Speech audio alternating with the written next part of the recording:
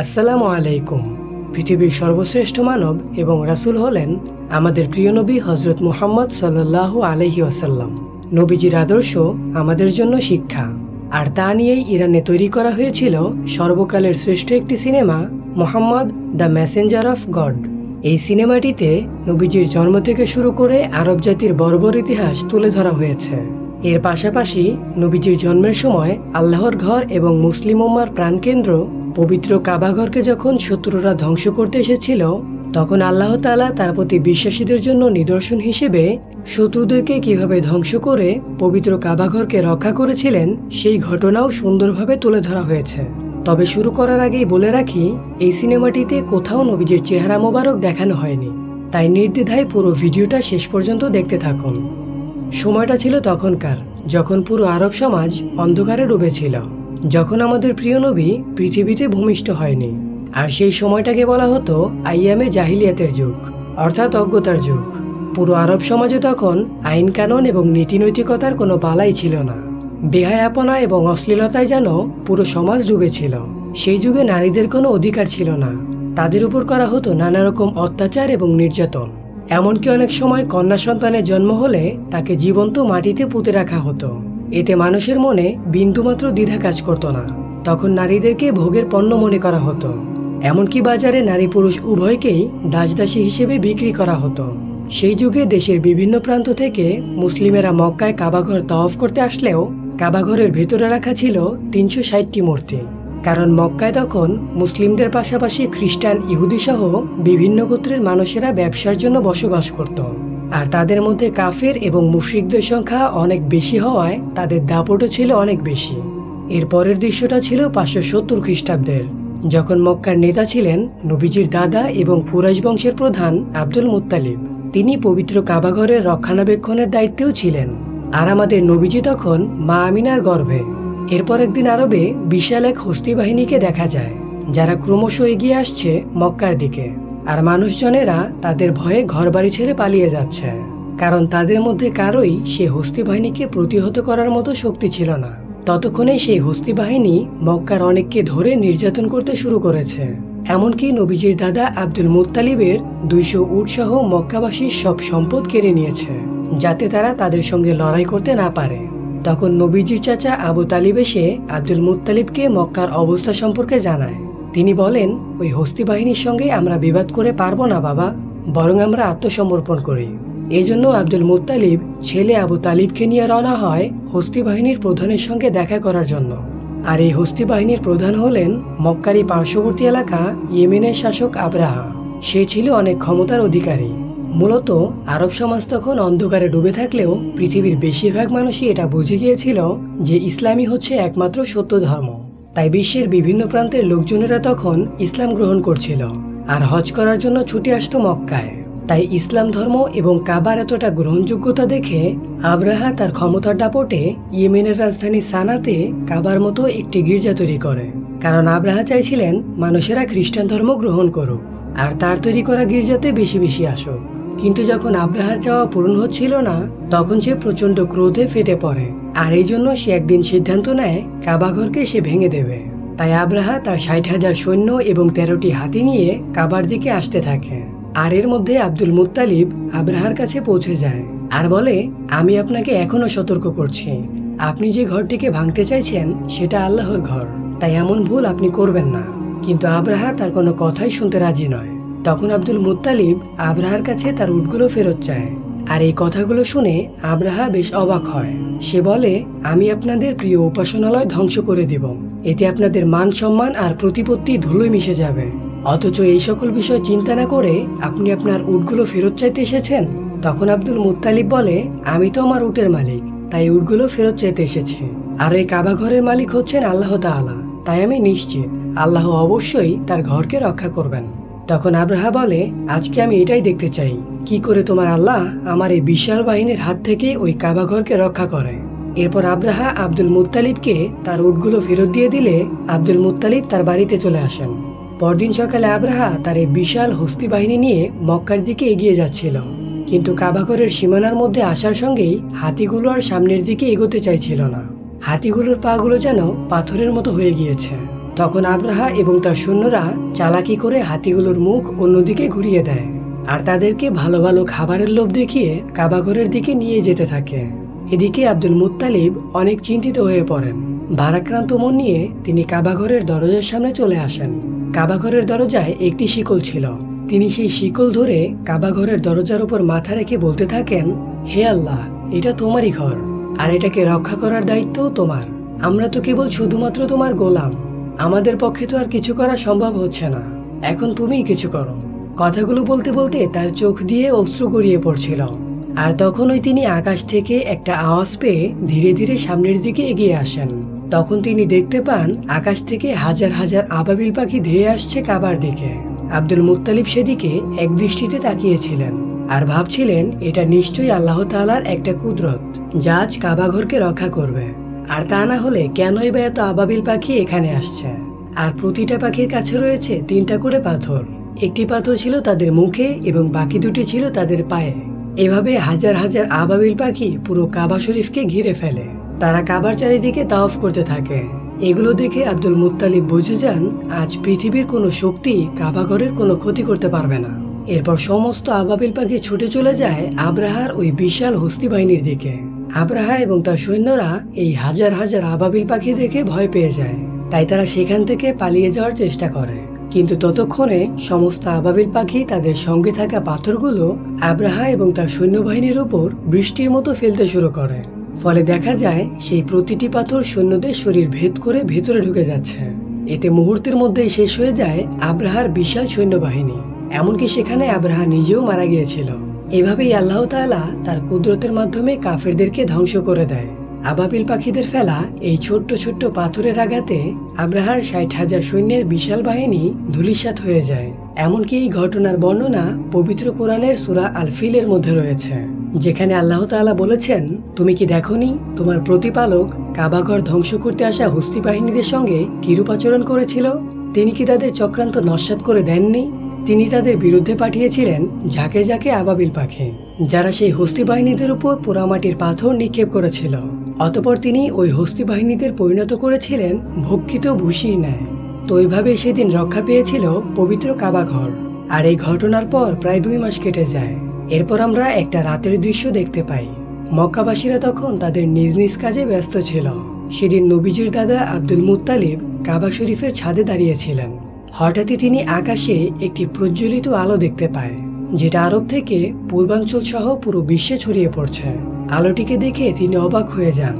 এরপর তিনি নিচে এসে দেখতে পান কাবা শরীফের ভেতরে রাখা সেই 360টি মূর্তি মাটির দিকে নত হয়ে ভেঙে পড়ছে। এরপর তিনি কাবাঘর থেকে বাইরে বের হয়ে দেখেন যে কুফা এবং সিরিয়ার মধ্যবর্তী স্থানে পানি প্রবাহ শুরু হয়েছে, অথচ বহু বছর ধরে এখানে কেউই পানি রাখেনি। ঠিক তখন আব্দুল মুত্তালিবের তার ঘরের দিকে চোখ পড়ে। তিনি দেখতে পান আজকে তার ঘরের মধ্য থেকে অদ্ভুত এক নূরের আলো বের হচ্ছে, যেটা এর আগে তিনি কোনোদিনও দেখেননি। আব্দুল মুত্তালিব ধীরে ধীরে তার ঘরের দিকে এগিয়ে যেতে থাকেন। ঘরের দরজার কাছে আসার পর তিনি দেখতে পান মা আমিনার কোল জুড়ে একটা ফুটফুটে শিশুর জন্ম হয়েছে, আর তার শরীর থেকে অসম্ভব পরিমাণে নূর বের হচ্ছে। এটা দেখে আব্দুল মুত্তালিবের চোখে পানি চলে আসে, কারণ সেই সময়ই আরবের অন্ধকার সমাজে আলো হয়ে আসেন নবীজি মুহাম্মদ সাল্লাল্লাহু আলাইহি ওয়াসাল্লাম। এরপর দিন আব্দুল মুত্তালিব তার নাতির আকিকার জন্য উট জবাই করে সব গরিব দুঃখী মানুষদেরকে খাওয়ান। সেখানে তার ছেলে আবু তালিবও তাকে সাহায্য করছিল। তখনই সেখানে আবু তালিবের বড় ভাই আবু লাহাব আসেন। তবে গরিব লোকদের সাথে একসঙ্গে বসে খেতে হবে বলে তিনি বাড়ির দরজার সামনে থেকেই চলে যান। আসলে আবু লাহাব ছিলেন অনেক অহংকারী লোক। অন্যদিকে মা আমিনার বুকে দুধ তৈরি হচ্ছিল না, তাই শিশু মোহাম্মদকে দুধ খাওয়ানোর জন্য একজন মহিলাকে ডেকে আনা হয়। তিনি ছিলেন আবু লাহাবের স্ত্রীর দাসী। তাই ঘরে ফেরার পর আবু লাহাবের সঙ্গে তার স্ত্রীর অনেক রাগারাগি হয় যে তার দাসীকে কেন এই কাজের জন্য নেওয়া হলো। আসলে আবু লাহাবের স্ত্রীও অনেক অহংকারী ছিল। অন্যদিকে দেখা যায় ইহুদিরা একসঙ্গে বসে কথা বলছিল। তারা বুঝতে পেরেছে কোনো বিশেষ শিশুর জন্ম হয়েছে, কারণ এই ব্যাপারে তাদের কিতাবে স্পষ্ট বলা ছিল। আর এই জন্য যেদিন রাতে নবীজির জন্ম হয় সেদিন রাতে আকাশে ওই চমৎকার আলো দেখতে পেয়ে ইহুদিরা বুঝে গিয়েছিল তার মানে সেই শিশু পৃথিবীতে চলে এসেছে। তবে এটা নিয়ে ইহুদিরা বেশ চিন্তিত ছিল, কেননা তারা জানতে পেরেছিল সেই শিশুটি কোনো ইহুদির ঘরে জন্মগ্রহণ করেনি। তবে সেই শিশুটি কে হতে পারে? আর এই জন্য তারা অনেক টাকা পয়সা দিয়ে সেখানকার বাচ্চাগুলোকে কিনে আনার চিন্তা করে, যাতে এই শিশুটি তাদের দলে চলে আসে।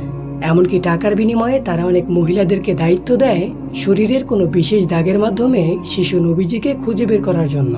এরপর একদিন দেখা যায় বাচ্চাদের নাম রাখার উৎসব চলছে।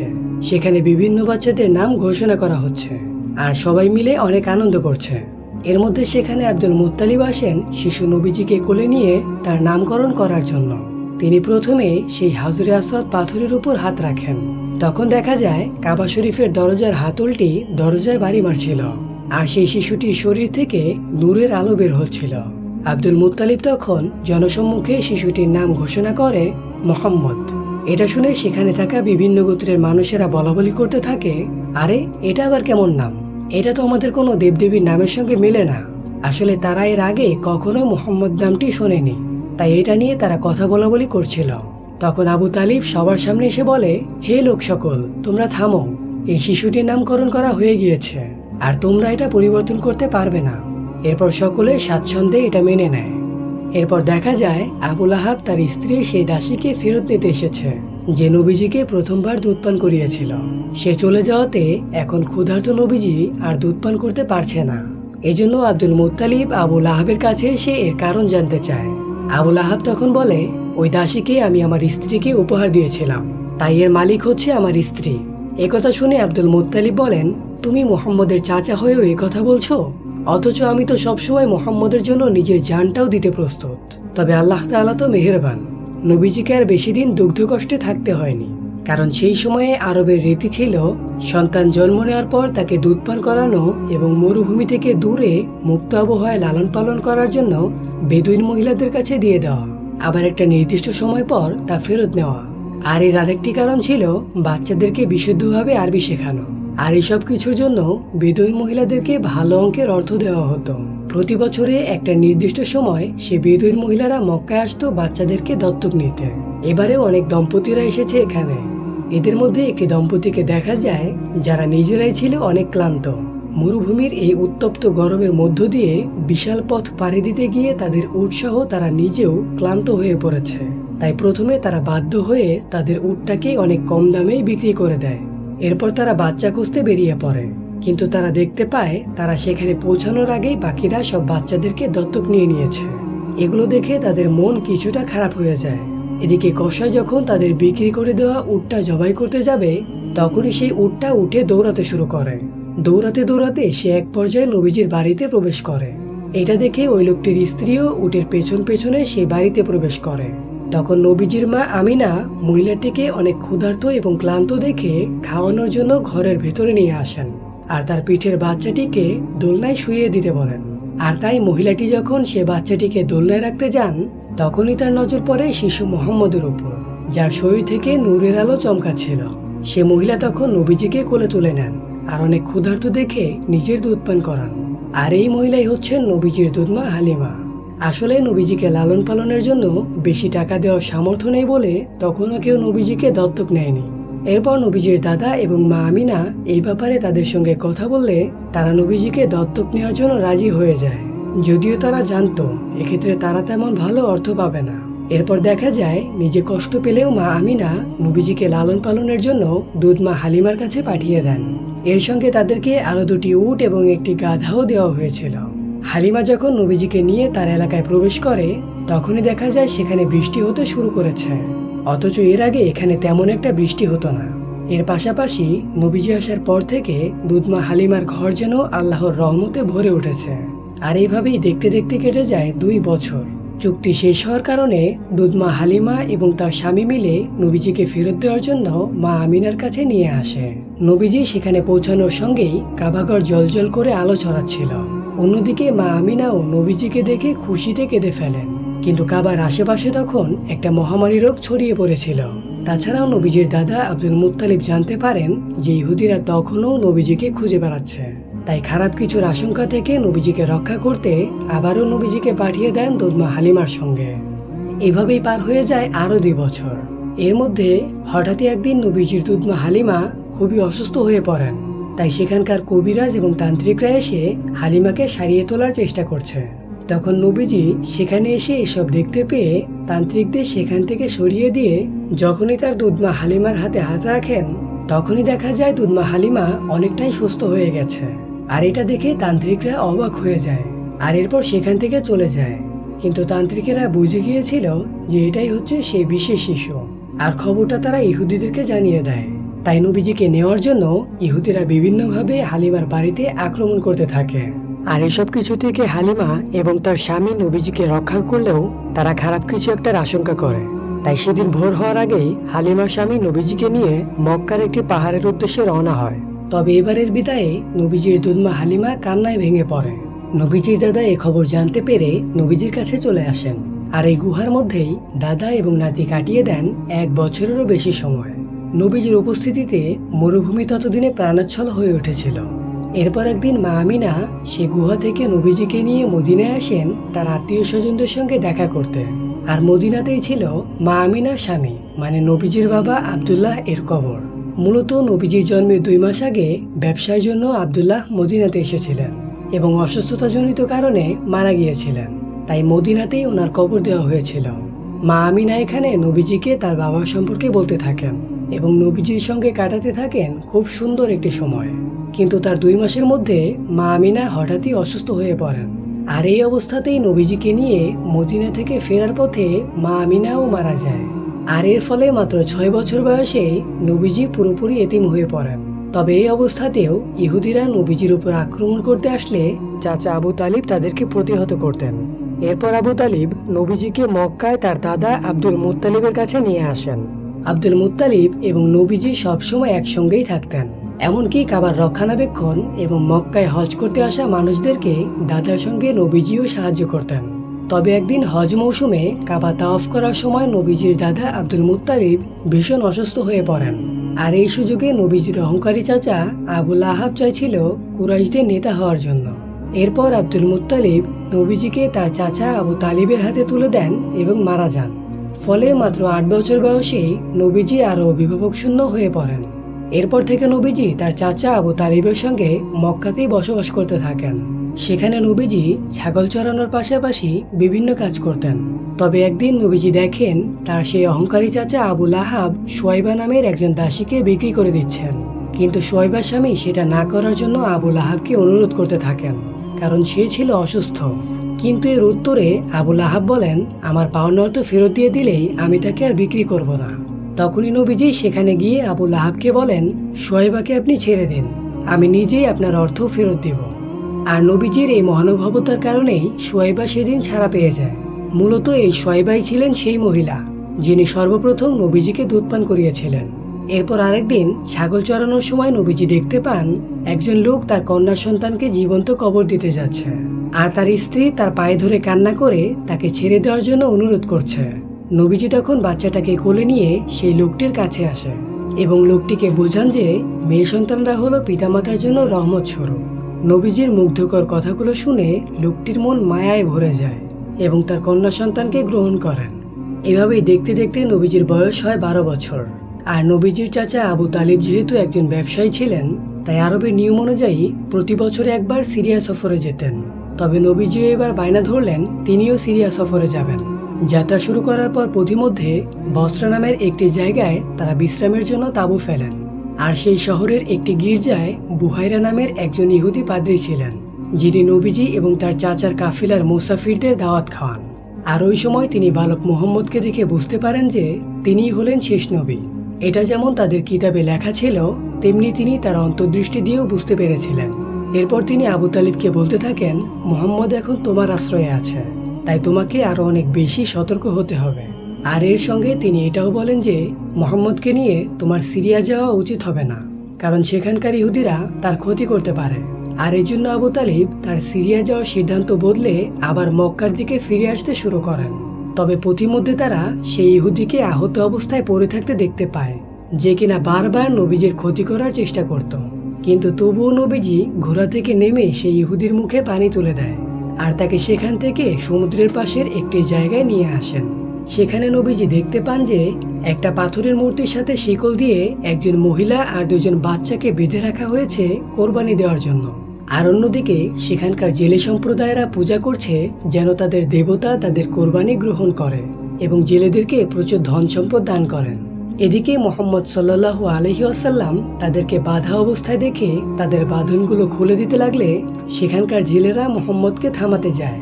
আর জেলেদেরকে এভাবে নবীজির দিকে যেতে দেখে নবীজির চাচা আবু তালিব এবং তার সঙ্গী সাথীরা তাদেরকে আটকানোর অনেক চেষ্টা করতে থাকে। আর ঠিক তখনই সমুদ্র থেকে বড় বড় ঢেউ আসতে শুরু করে। আর এর এক পর্যায়ে সেই পাথরের মূর্তিটাও ভেঙে যায়। ভয়ে সব জেলেরা তাদের ঘরের মধ্যে ঢুকে পড়ে। এরপর ঢেউ থেমে গেলে দেখা যায় প্রচুর মাছ সমুদ্রের পাড়ে এসে জমা হয়েছে, যা দেখে সব জেলেরা অবাক হয়ে যায় এবং সে মাছগুলো কুড়াতে থাকে। আর দূর থেকে সে ইহুদি পাদ্রীটা এসব কিছু দেখে অবাক হয়ে তাকিয়ে থাকে। আসলে এটা ছিল আল্লাহ তাআলার কাছে নবীজির প্রার্থনা। শেষ দৃশ্যে দেখা যায় নবীজির চাচা আবু তালিব বৃদ্ধ হয়ে গিয়েছে। তিনি কাবার সামনে দাঁড়িয়ে সবাইকে আহ্বান করছেন কোন রকম দ্বন্দ্ব বিবাদ ছাড়া ইসলামের পথে ফিরে এসে শান্তিপূর্ণ জীবনযাপন করার জন্য। কিন্তু তখনও সেখানকার কিছু নেতারা মুহাম্মদ এবং তার চাচাকে মিথ্যা প্রমাণ করতে চাচ্ছিল।